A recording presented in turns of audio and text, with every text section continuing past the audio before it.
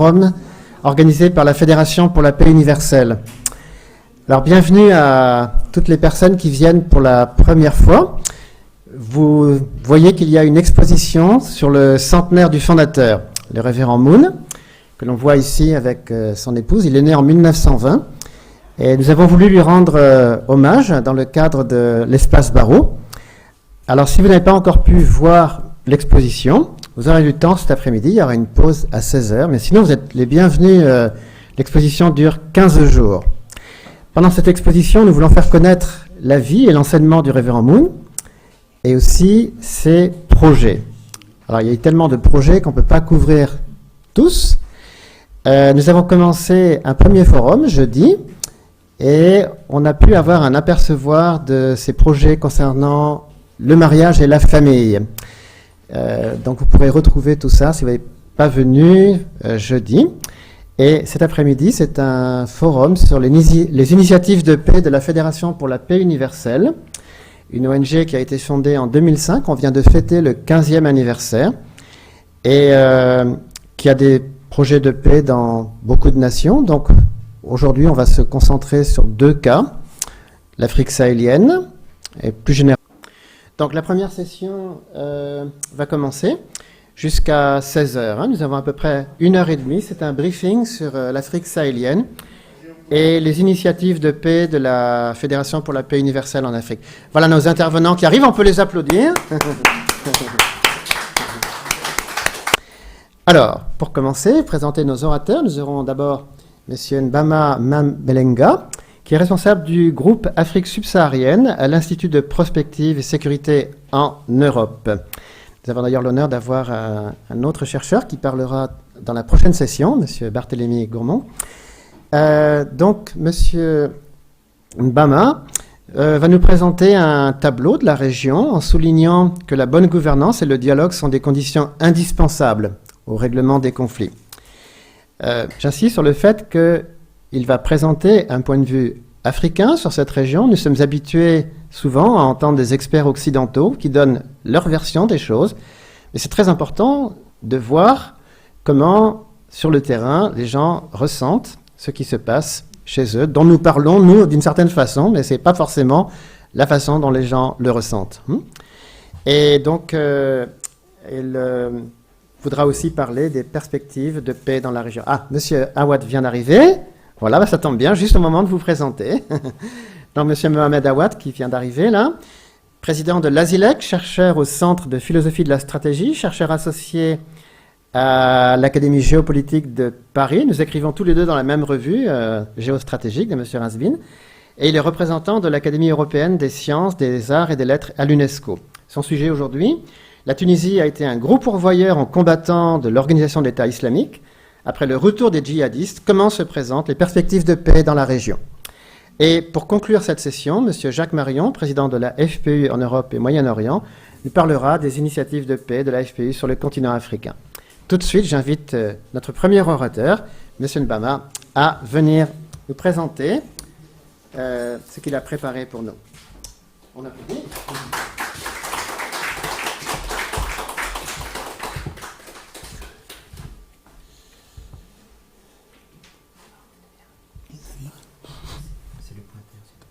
Oui, c'est ça. Bonjour à tous. J'aimerais commencer par remercier la Fédération pour la paix universelle de m'avoir invité à cette conférence à travers l'Institut de prospective et sécurité en Europe, qui est présidé par le professeur Emmanuel Dupuis. Je veux donc vous parler des perspectives de paix en Afrique sahélienne. Donc, vous avez devant vous... non, ce n'est pas celle-là, c'est l'autre. Oui. La carte du Sahel. Donc, le Sahel qui signifie en arabe rivage. Alors, c'est une région qui se trouve... Il faut que je trouve... que je sois sûr que j'ai... Ah oui, d'accord. Donc, J'espère qu'on voit très bien, mais si c'est pas très clair, c'est là, c'est cette bande-là, une bande semi-aride entre le Sahara et l'Afrique tropicale subsaharienne. C'est une région aux multiples aspects et aux multiples problèmes que les activités terroristes ont pu mettre ces dernières années devant la scène. Quelles sont les réalités sur le terrain? Ce bref exposé va apporter un éclairage sur des éléments saillants d'une problématique qui est très complexe. Il va surtout s'appuyer sur un changement de paradigme en présentant une vision africaine avec une grille de lecture africaine qui comprend trois parties.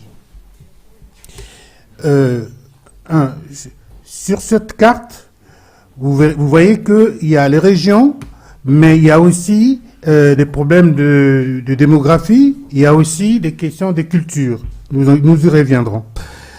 Au numéro 2, je veux présenter les enjeux géopolitiques à l'origine d'une instabilité permanente qui met l'accent sur les facteurs communautaires, socio-économiques et politiques.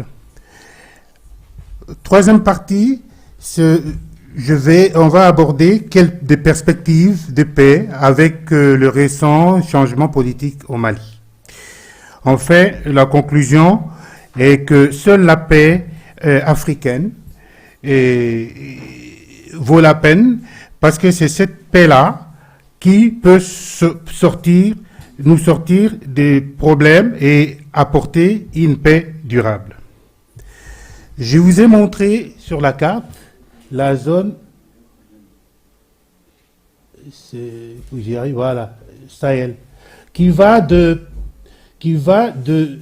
l'Atlantique, ici on ne voit pas la mer Rouge, donc ça traverse la Mauritanie, le Mali, et ici nous avons le Mali, ici nous avons le Niger, et puis nous avons le Tchad, et un peu en dessous, où là, ça passe au nord de Burkina Faso, et ça traverse aussi le nord du Sénégal, et aussi le nord du Nigeria. Voilà. Ensuite,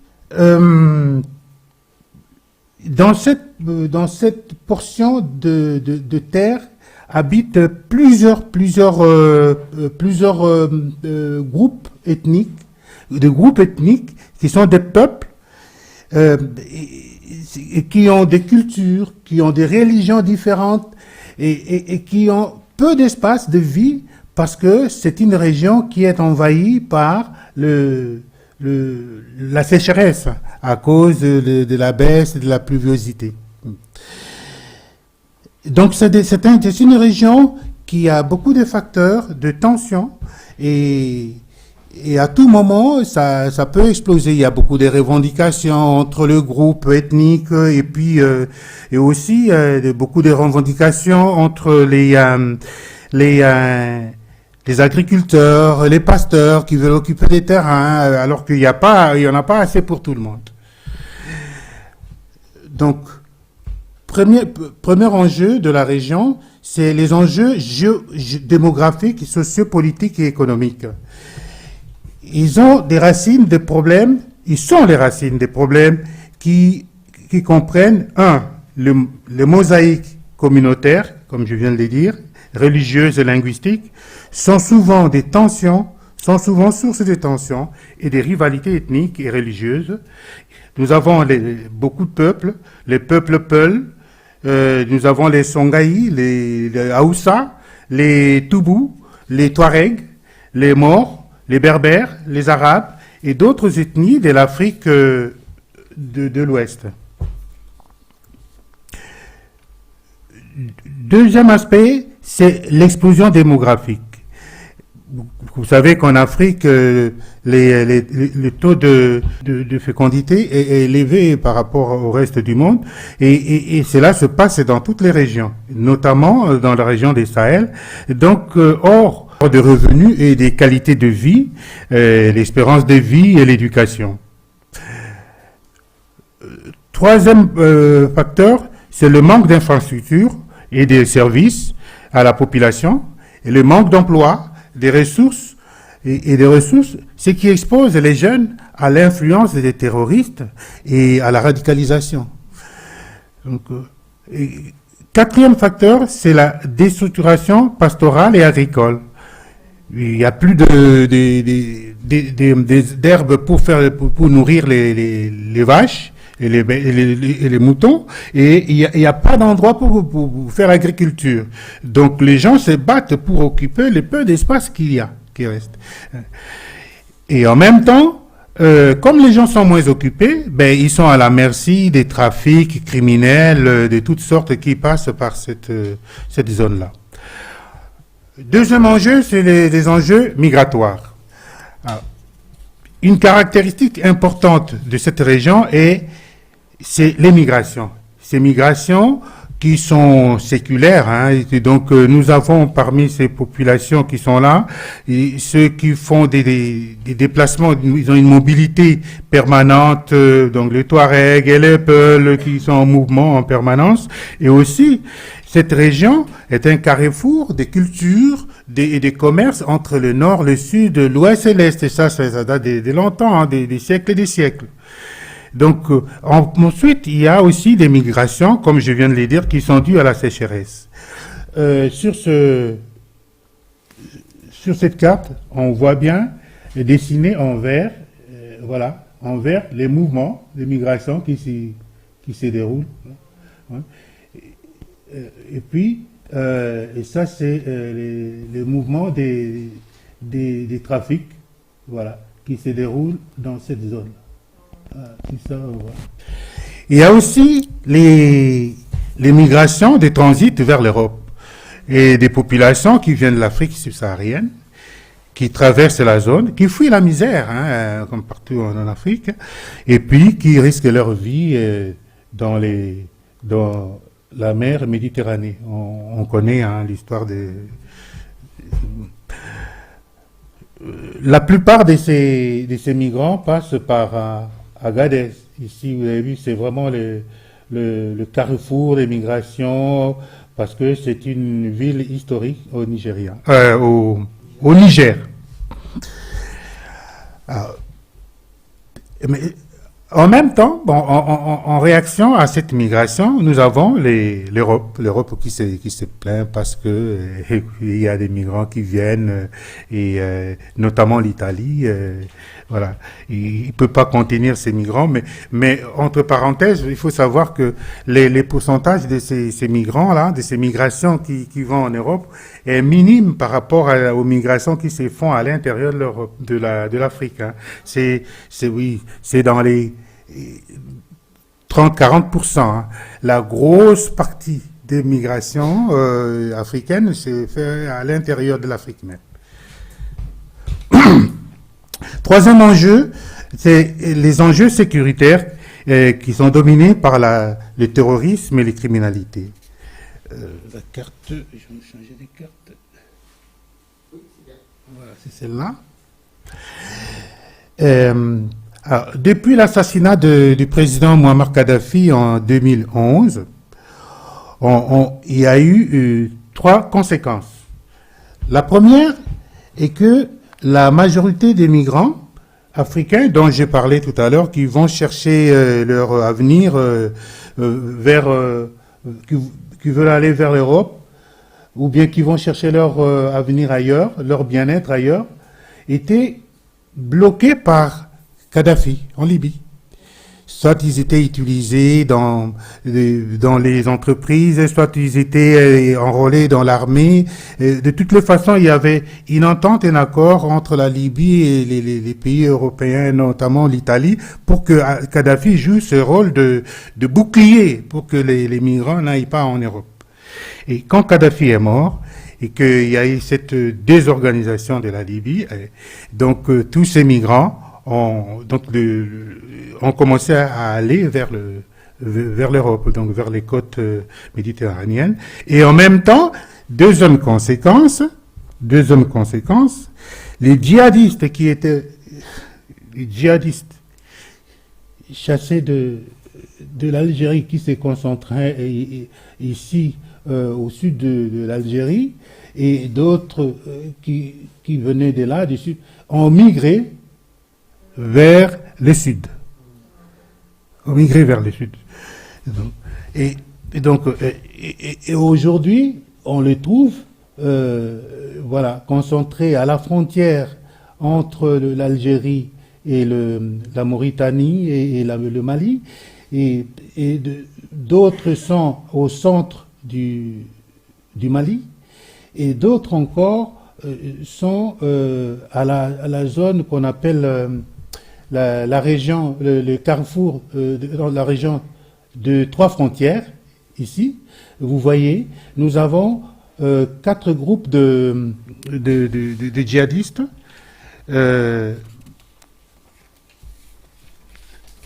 Il y a les groupes affiliés à Al-Qaïda qui sont là, que vous voyez un peu en sombre ici, ils sont là, ils sont très nombreux.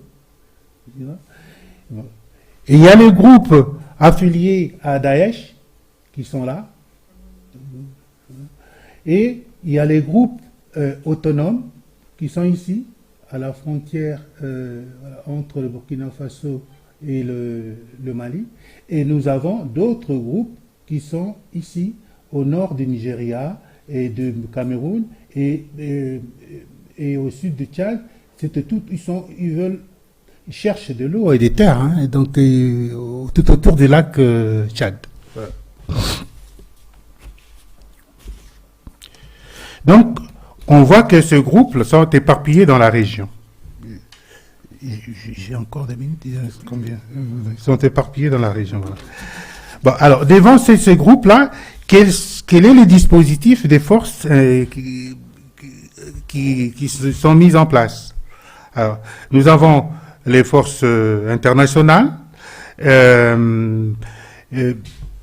En 2012, après la chute de Kadhafi, 2011-2012, les djihadistes qui sont descendus du nord vers le sud ont envahi les villes du nord. Si vous avez Kidal, Gao, Tombouctou, vous connaissez. Et puis, donc, ils sont descendus vers les centres du Mali et ils allaient vers la capitale. Et donc, début 2013, le gouvernement malien a fait appel à la France, et la France a mis en place l'opération Serval, qui a réussi à chasser, à maîtriser tous ces djihadistes. Aujourd'hui, en 2014, le 1er août 2014, cette opération Serval a été transformée en opération Barkhane, qui est élargie à une zone opérationnelle beaucoup plus grande, ouais, qui comprend les États de la région.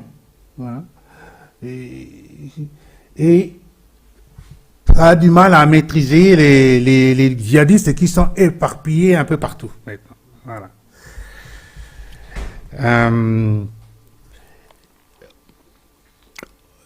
Donc, il y a aussi comme autre groupe dans la région des groupes de l'ONU, c'est la MINUSMA, et puis il y a aussi des missions de l'Union européenne. Alors que l'on voit aussi là,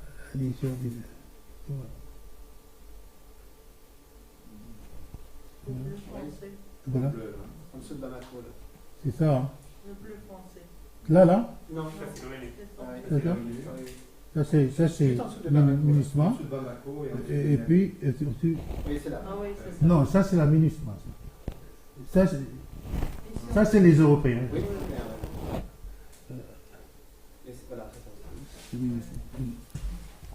Mais eux, ils viennent pas pour se battre comme les Français. Parce que leur problème est différent. Leur problème, c'est, pour les Européens, c'est, ce qui nous pose problème, c'est la migration. Donc, et les moyens de résoudre cette question, ce n'est pas l'armée.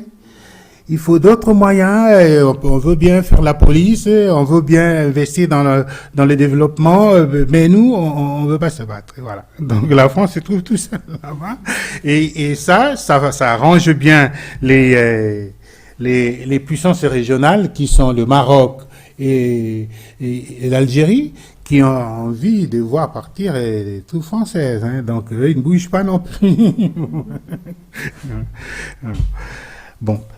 Donc, je l'ai dit, il y a les aspects migratoires, mais il y a aussi les enjeux stratégiques. Alors, les enjeux stratégiques, c'est parce que dans la région, il y a beaucoup de richesses, de ressources stratégiques. Il y a le pétrole, il y a le gaz, il y a l'uranium au Niger. Attendez, on va mettre la carte.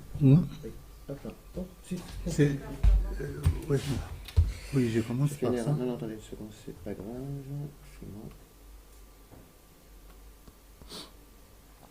Voilà, c'est ça, hein? Cette carte. Ça c'est après. Ah d'accord, attends encore, ok. Ça c'est après parce que... C'est ça pour les ressources, hein? Oui, il y en a là aussi, du pétrole, on en voit ici, hein, c'est ça, là, ça c'est le site d'exploitation de pétrole, hein. Oui. Le site d'exploitation de pétrole, c'est là. Et puis ici, on voit au Tchad, au Nigeria, voilà. Donc... Et puis, bon, maintenant, le suivant, c'est... Mais il n'y a pas que le pétrole et le gaz. Il y a aussi l'uranium. L'uranium, c'est au Niger. Donc, c'est pas celui-là. Oui, celle-ci? Oui, c'est celui-là. Voilà. C'est pas très clair. C'est pas très clair. Mais on voit bien qu'au nord de Niger, c'est le Niger, c'est ça, je vois pas très bien. Oui, c'est là. C'est le Niger. C'est par là. Il y a de l'uranium. Et la France y tient. Parce que comment dire, l'énergie l'énergie française est surtout fournie par les centrales nucléaires en France. Donc, et la France veille à ce qu'on ne vienne pas perturber les sites minières d'uranium. Mais à côté, il y a beaucoup d'autres ressources minières aussi. Il y a de l'or, comme vous voyez, partout, de l'or. Et il y a aussi les fers par là, en Mauritanie, par exemple. C'est si explique cela que beaucoup de convoitises se manifestent, et que les troupes djihadistes qui, soi-disant, viennent pour propager la religion, viennent en des mobiles plus souterraines. Donc, c'est la conquête et puis le contrôle des ressources minières.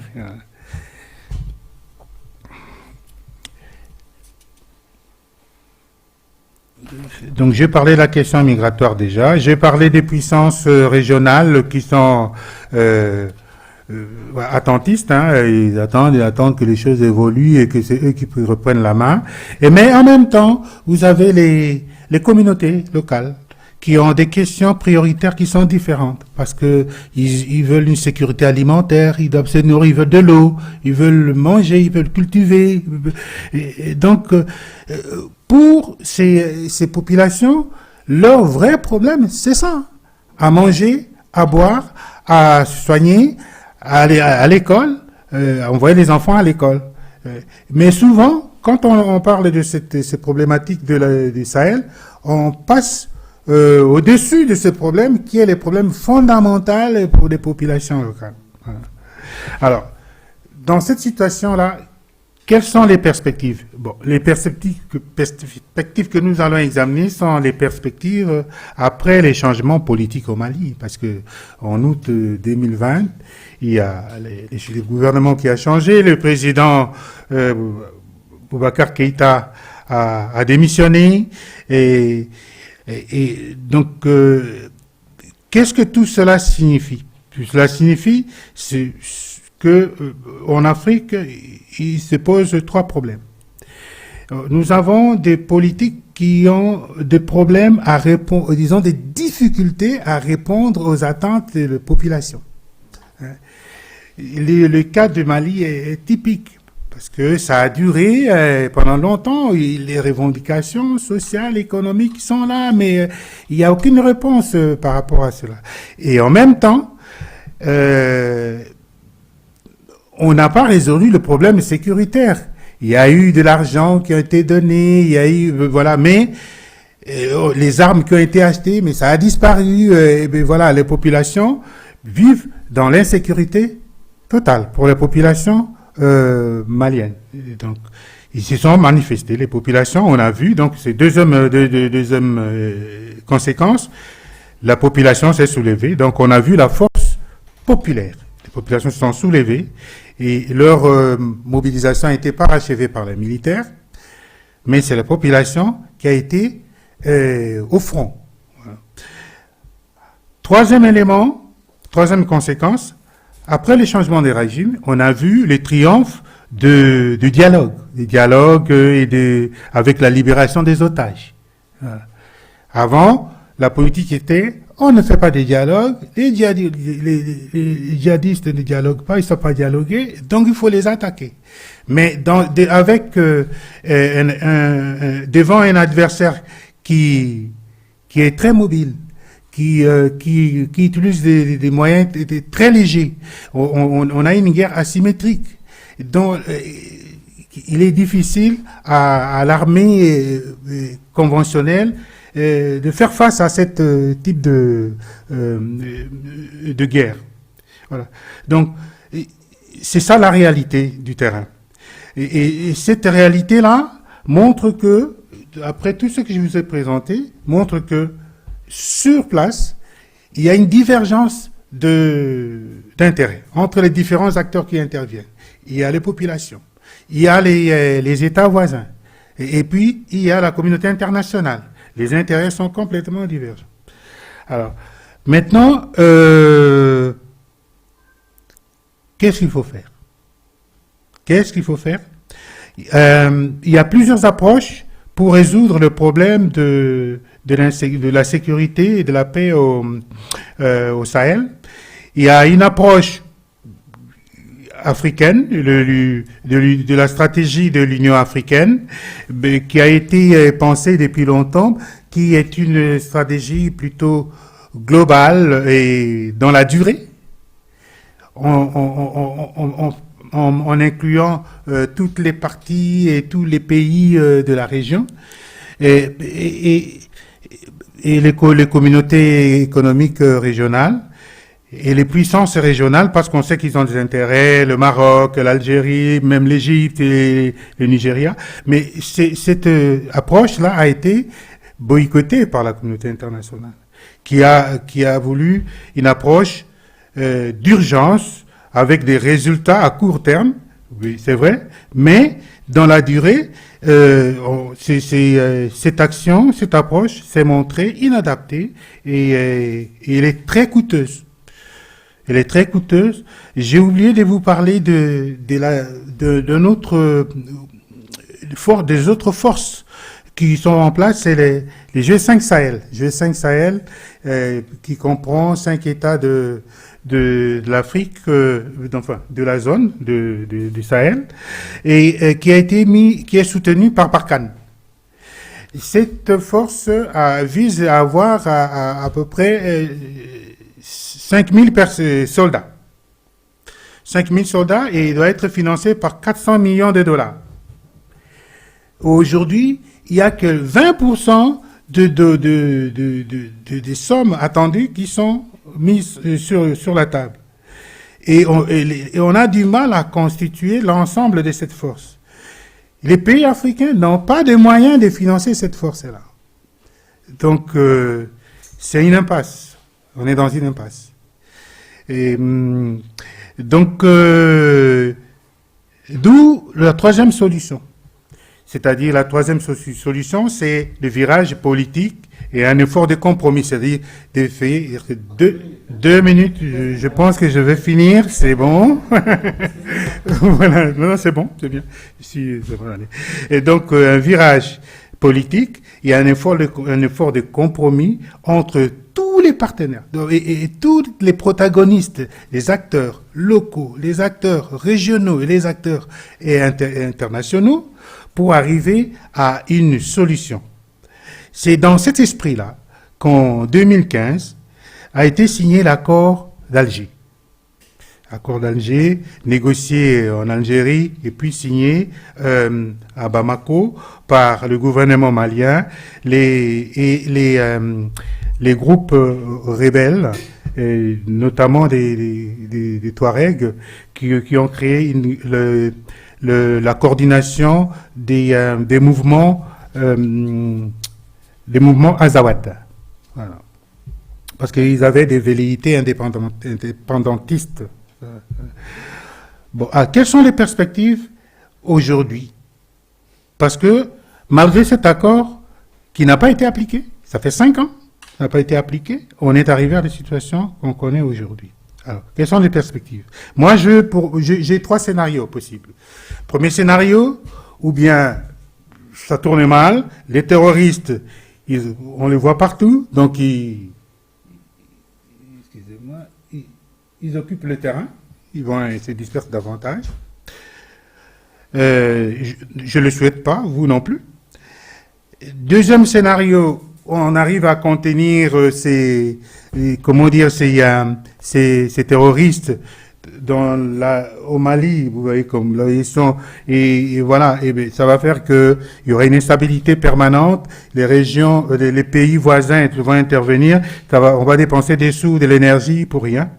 Et troisième possibilité, c'est une approche qui est pragmatique, qui est multidimensionnelle, inclusive, qui est un accord de compromis, comme j'ai dit tout à l'heure. Et ce sera une approche, un scénario vertueux qui va pouvoir inclure plus de démocratie dans la gouvernance des États, plus d'économie, plus de social, et puis plus de sécurité. Parce que les populations, quand ils se sentent concernés, quand ils voient que le gouvernant s'occupe d'eux, ils collaborent avec le gouvernant, parce que c'est une population qui se trouve au fin fond donc très éloignée des capitales. Voilà, ils sont à la merci des terroristes et qui leur apportent des petites solutions à leurs problèmes, et puis voilà, ils sont très vulnérables. Voilà. Donc la condition pour moi, c'est qu'il faut qu'il y ait, disons que pour la solution, on a 100%. Et pour moi, il faut 70% des gouvernances, et 20% des dialogues, on dialogue beaucoup, et 10% des actions militaires ponctuelles. Voilà. Et il faut appliquer l'accord d'Alger. Je passe pour terminer. Donc, en conclusion, il faut instaurer une paix africaine au Sahel. Une paix qui tienne compte des besoins locaux. Des exemples existent aujourd'hui. Par exemple, j'ai entendu le président burkinabé Marc Kaboré l'autre jeudi. Il y a bien sûr des actions militaires, mais ils ont créé des groupes des milices de défense de l'État qui vont donc à l'encontre des populations, en même temps assurent leur sécurité et leur apportent une aide humanitaire et essayent de se mettre à l'écoute de ces populations. Voilà un peu une sorte de voie qu'on pourrait suivre. C'est pas mal ça.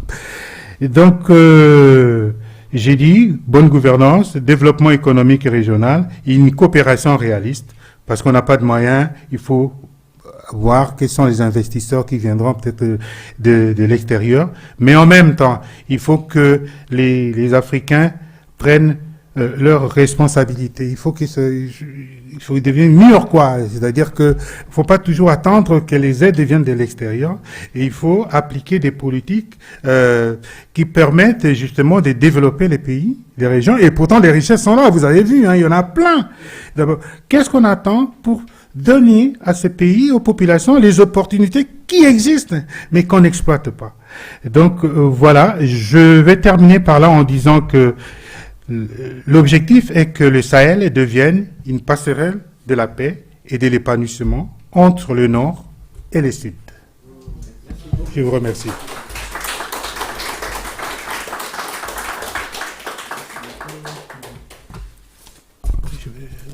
Il y aura des questions. Voilà, applaudissons encore notre premier orateur.